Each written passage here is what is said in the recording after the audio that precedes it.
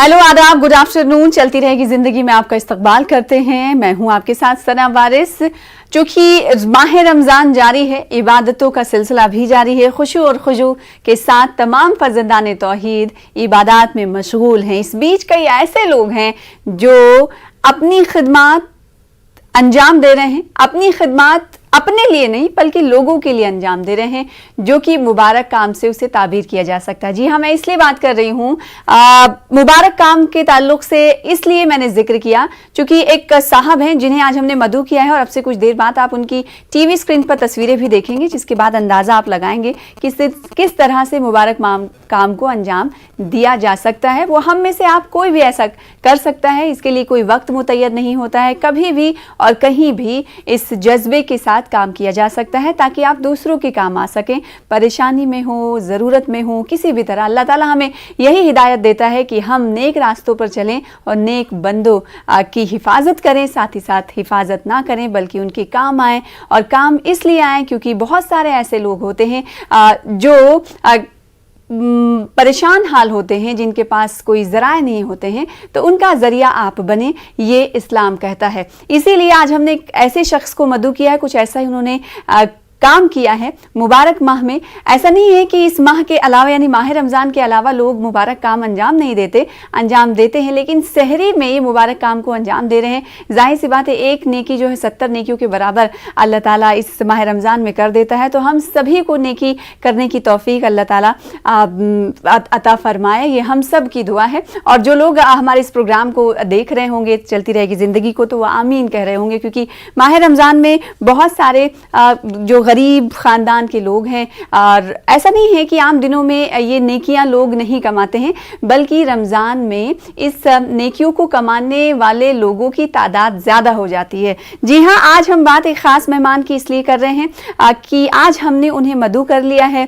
मदऊ इसलिए किया है क्योंकि वो मुबारक काम कर रहे हैं, गरीबों के काम ही नहीं बल्कि वो समाजी काम कर रहे हैं, माशरे के काम आ रहे हैं। इस अमल में उन्होंने एक अपनाया है ज़रिया कि वो अस्पताल जाएंगे और अस्पताल में जो मरीज़ों के रिश्तेदार होंगे उन्हें माह मुबारक में सहरी करवाएंगे। और ये सहरी 100, 200, 300 लोगों के नहीं बल्कि 700 लोगों को सहरी कराने का जिम्मा उन्होंने और उनकी टीम ने अपने सर बांधा है। इसे बखूबी अंजाम दिया जा रहा है। ये तस्वीरें जो टीवी स्क्रीन पर हैं आप देख पा रहे हैं, ये सहर की तैयारियां हैं। जो ये शख्स जो आपको दिखाई दे रहे हैं तस्वीरों में, इनका नाम है शुहेब। इस तस्वीर का हम इंतज़ार कर रहे थे, विजुअल का इंतज़ार कर रहे थे, इसलिए हमने चाहा कि सबसे पहले आपको तस्वीरें दिखाएं कि ये तैयारियां कैसे होती हैं। और शुहेब माफ़ कीजिएगा, इनका नाम शुहेब अब्दुल जब्बार है, जो कि सोशल वर्कर हैं। मुंबई से आप आते हैं, महाराष्ट्र से आपका ताल्लुक़ है, और इस काम को अंजाम देते हैं वो और उनकी टीम।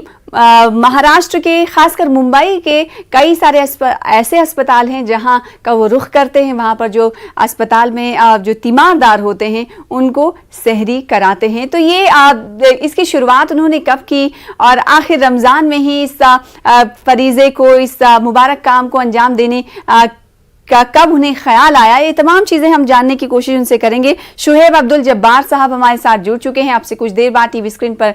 इनफैक्ट अभी आप उन्हें टीवी स्क्रीन पर देख पा रहे हैं। शुहेब अब्दुल जब्बार साहब, बहुत शुक्रिया और बहुत बहुत मुबारकबाद, रमज़ान मुबारक की ढेर सारी मुबारकबाद। इसके अलावा डॉक्टर मोहसिन वली साहब हमारे साथ मौजूद हैं।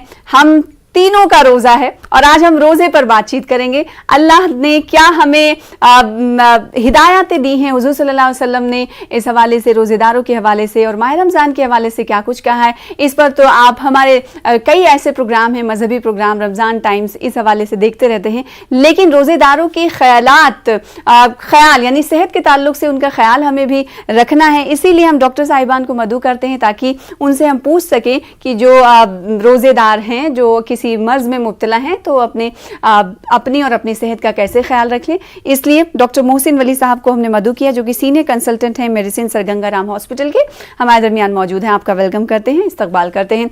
सबसे पहले शुहेब साहब, मैं आपके पास आऊंगी।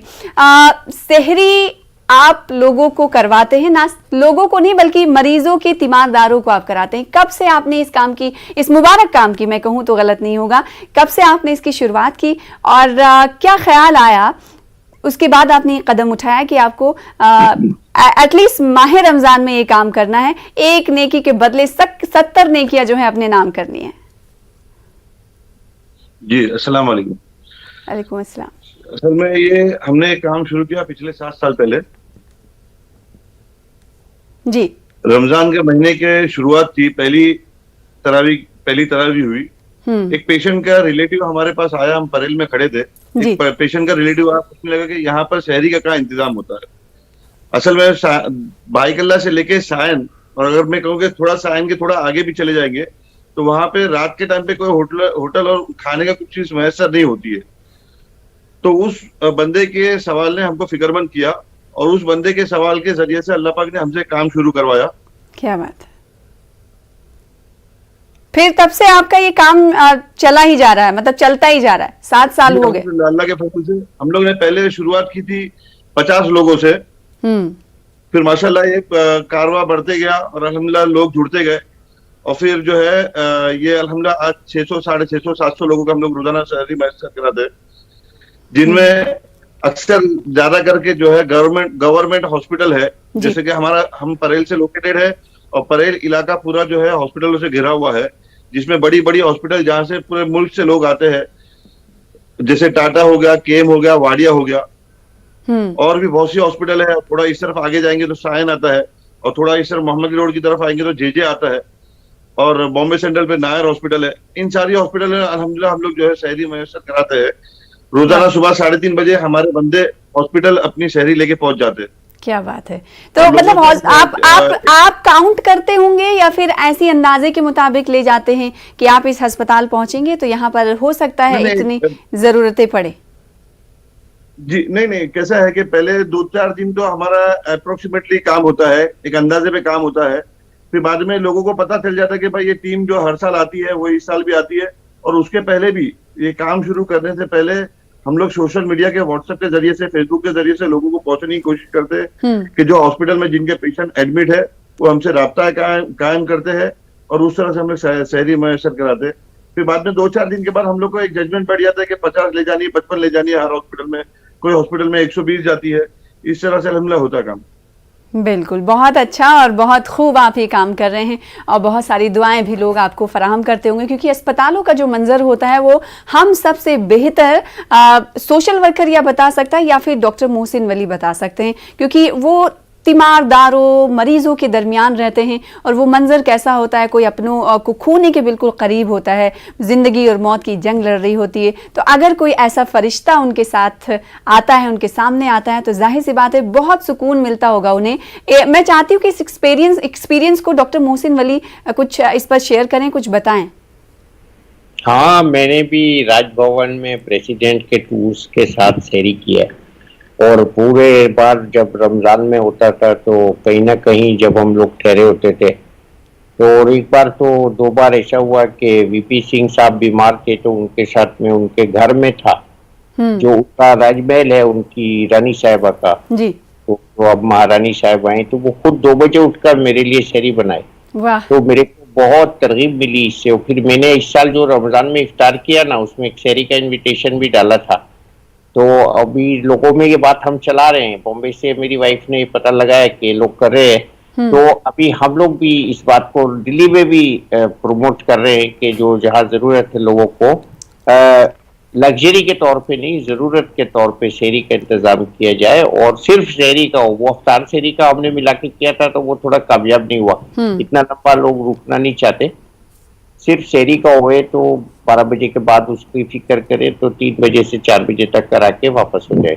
तो ये जो एक जोड़ की जगह होती है, हॉस्पिटल की जो एक जगह होती है, वहाँ पे जो खुदा की तरफ ज्यादा लोगों का दिल मुतवज्जो होता है। इसलिए आपने ये देखा होगा कि मिशनरीज जो हैं वो हॉस्पिटल और एजुकेशन के जरिए सबसे ज्यादा सक्सेसफुल होता है उनका काम। तो ये भी एक इफ्तार का काम भी सुपर मिशनरी स्पिरिट है, और ये ऐसी इबादत है जिसमें खुदा जो है खुद अजर देता है। रोजा जो है वो हमारे लिए नहीं है। रोजे के बारे में फरमाया जाता है कि अल्लाह ताला फरमाते हैं कि रोजा मेरे लिए है और इसका बदला मैं दूंगा। जो मतलब मालिक के तौर पे एक बंदे को फरमाया जा रहा है, कहा जा रहा है, अर्ज किया जा रहा है, मैं जैसे अर्ज कर रहा हूँ आपसे कि जो मालिक होता है, बॉस होता है, बॉस जो है उसकी देने की जो क्षमता होती है, शक्ति होती है, कैपेसिटी होती है, बहुत ज्यादा होती है। जैसे अगर कोई राजा किसी को गिफ्ट देगा तो वो सोना जवाहरात देगा, और हम जैसे आप जैसे गरीब लोग किसी को गिफ्ट देंगे तो 2-4 मोती की माला दे देंगे। तो ये जो क्या इन लामुतनाही कैपेसिटी है खुदा की जात की देने की, वो रोजे की तरफ से आकर्षित होती है। उसका हम जो है वो हम रोजे की तरफ से उसको इबादत के जरिए खींचते हैं उस ताकत को, और ये बहुत ही बड़ी इन्वोकेशन मैं कहना चाह रहा था, इन्वोक करते हैं, प्रोवोक नहीं करते बल्कि इन्वोक करते हैं। इन्वोक करते हैं अल्लाह की उस तवज्जो को जो अल्लाह ताला शहरी खाने वालों के लिए बरकत देता है। और रमजान में रोजा तो वैसे भी रख लेते हैं ना कुछ लोग 2-4% बगैर शहरी का, वो नहीं बरकत वाला होता। शहरी की बरकत अपनी अलग होती है। मेडिकल के एतबार से आप पूछ रही थी, मैं इसमें ऐड कर दूं 30 सेकेंड्स। मेडिकल के एतबार से जब हम शहरी खाते हैं तो हमारा जो क्लींजिंग सिस्टम होता है वो अवेक हो जाता है, स्टिमुलेट हो जाता है। और मैंने बहुत से लोगों की डायबिटीज को इससे रेगुलर कंट्रोल होते हुए देखा। बहुत से लोगों का पेट का जो इरिटेबल बाउल सिंड्रोम होता है वो ठीक होते हुए देखा है। बहुत से लोगों को जो दस्त की, कब्ज की शिकायत होती है वो ठीक हो जाती हैं। जिन लोगों को डिहाइड्रेशन रहता है वो रोजे का डिहाइड्रेशन ऐड करके बाद में पूरे साल वो डिहाइड्रेशन से ठीक हो जाते हैं। तो ये सब इसकी चीजें, और जबान से लेके और पेट के आखिरी हिस्से तक क्लींजिंग हो जाती है। तो सेहत के नजरिए से अगर देखा जाए तो सेहरी बहुत सेहतमंद है, जैसा कि डॉक्टर मोहसिन वली साहब कह रहे थे। इस बीच नाज़रीन को मैं बताना चाहूँ, क्योंकि गुज़िश्ता 3 से 4 दिन ऐसे हो गए हैं कि कोरोना की तादाद बढ़ रही है। बीच में हमने देखा था 1 से 1.5 महीने न्यूज़ चैनल्स में हेडलाइंस कोरोना नहीं बना पा रहा था अपनी जगह, लेकिन अब हेडलाइंस में दिखाई दे रहा है। इसका मतलब है कि हम सबको पहले से ज़्यादा मुतहरिक होने की ज़रूरत है। और आज इसी ज़िम्न में DDMA की दिल्ली में मीटिंग हुई, क्योंकि दिल्ली में 8 से 9% केसेस जो है कोरोना के बढ़ रहे हैं। तो दिल्ली वालों के लिए अच्छी खबर इसलिए नहीं है और अलार्मिंग सिचुएशन इसलिए है कि DDMA ने फैसला लिया है कि अब पब्लिक प्लेसेस पर अगर आप मास्क लगा के नहीं जाएंगे तो आपको 500 रुपए का जुर्माना अदा करना होगा। फिलहाल आगे बढ़ लेते हैं, शुएब साहब का रुख करेंगे। शुएब साहब, चूंकि एक बात ये होती है, आपने कहा कि आपको उस वक्त स्टक हुआ जब 7 साल पहले एक अस्पताल से एक बंदा बाहर निकला, उसने पूछा कि सहरी का नज्म कहाँ है। तो आपको तो ढूंढना भी नहीं पड़ा कि जरूरतमंदों तक आप कैसे पहुंचेंगे। आपको अल्लाह ताला ने वो एक एग्जाम्पल सामने लाया और आप उसी पर काम कर रहे हैं। अभी बहुत सारे ऐसे लोग होते हैं कि अब जरूरतमंद की तलाश में रहते हैं, और सेहरी या फिर किसी तरह की मदद की अगर हम बात करें तो ये कहा जाता है कि आम लोग जिनके सामने तो बहुत सारे लवाजिमात हैं, उनसे अच्छा ये है कि जरूरतमंदों की मदद की जाए। रमजान में हमें इस सीख पर ज्यादातर लोग अमल करते हुए देखे जा सकते हैं। तो आपके लिए तो अच्छा ये था कि अल्लाह ने खुद आप तक ये पैगाम पहुंचाया कि आप अस्पतालों में इस मुबारक काम को अंजाम दें। कुछ सोचना नहीं पड़ा आपको। मेरा पूछने का सवाल यही कि क्या वो इंसिडेंट्स आपके दिमाग में एकदम से बैठ गया, फिर उसके बाद से ही आपने इसकी शुरुआत कर दी, या फिर इससे पहले भी आप नोटिस कर रहे थे इस कॉज को?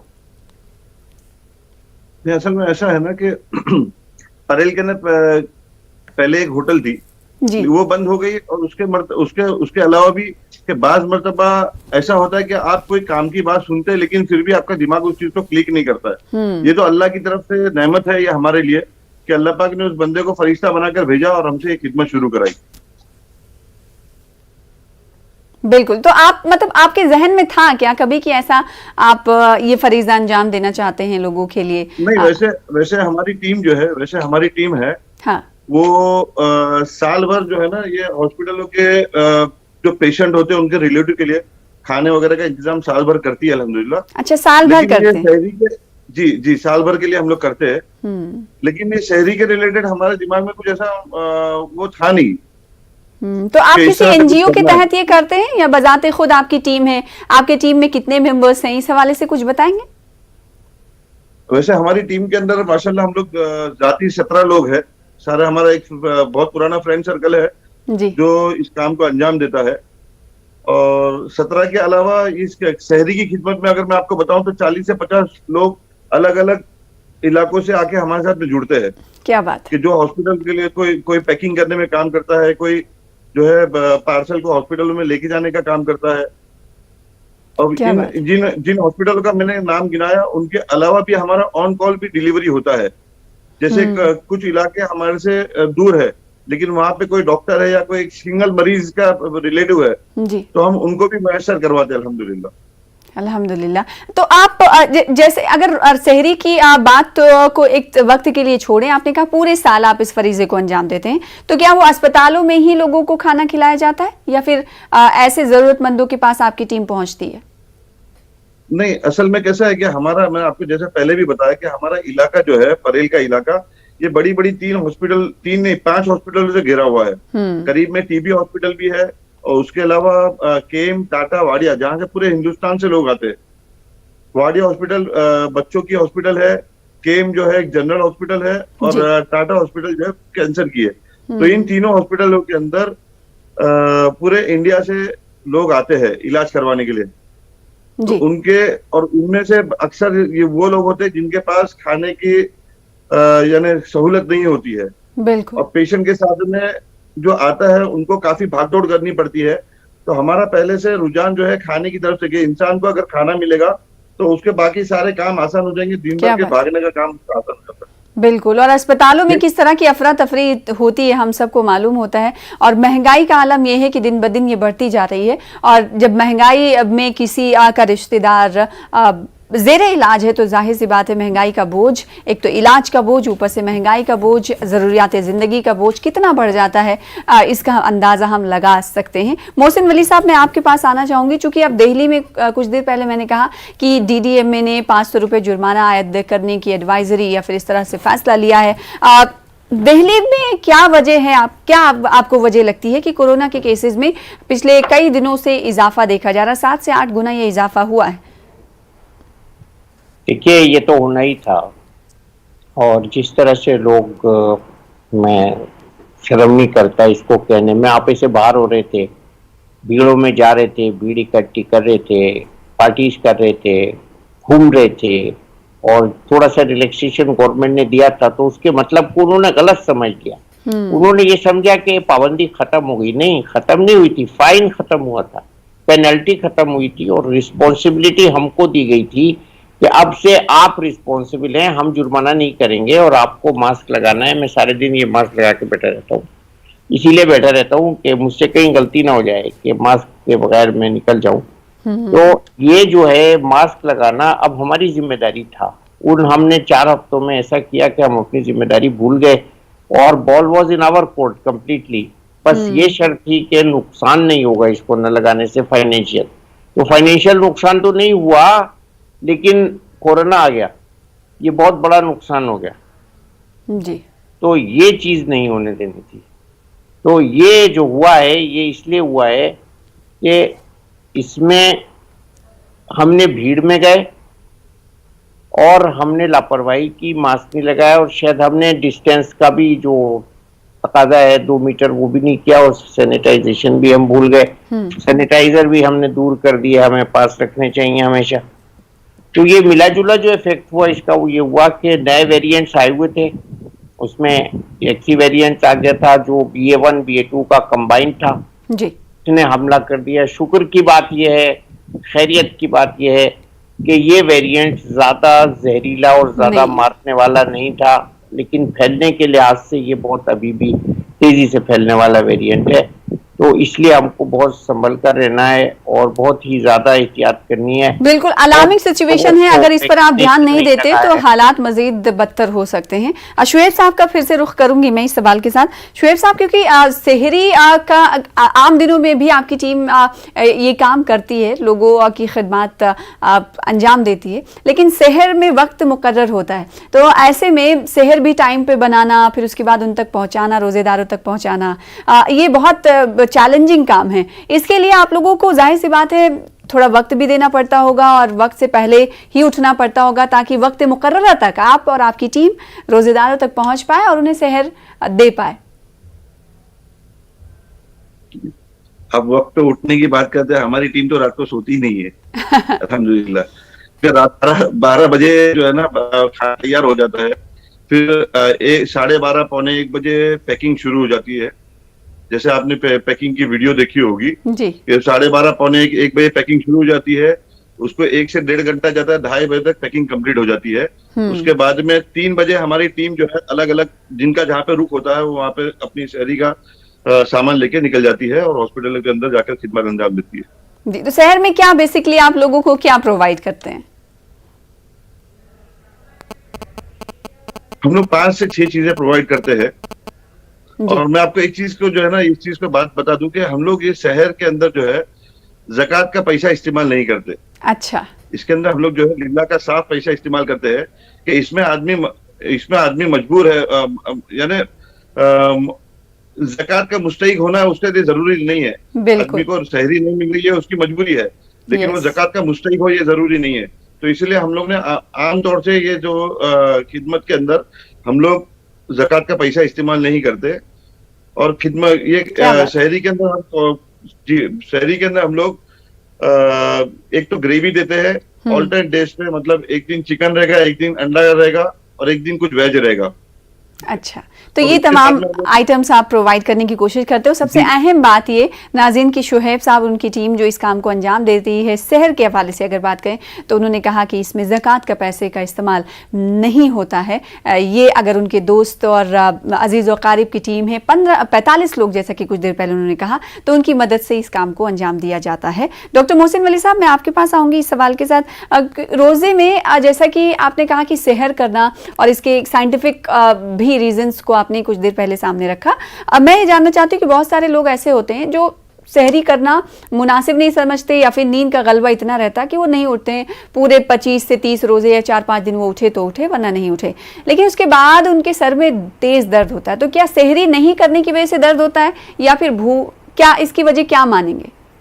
नहीं, सहरी नहीं करना तो बहुत गलत है ना। रोजे का एक इम्पोर्टेंट ये हिस्सा है सहरी करना, और सहरी के बगैर का रोजा तो फाके के करीब हो जाता है। तो फाका करना रोजे का डिसिप्लिन नहीं है। देखिए, रोजे का जो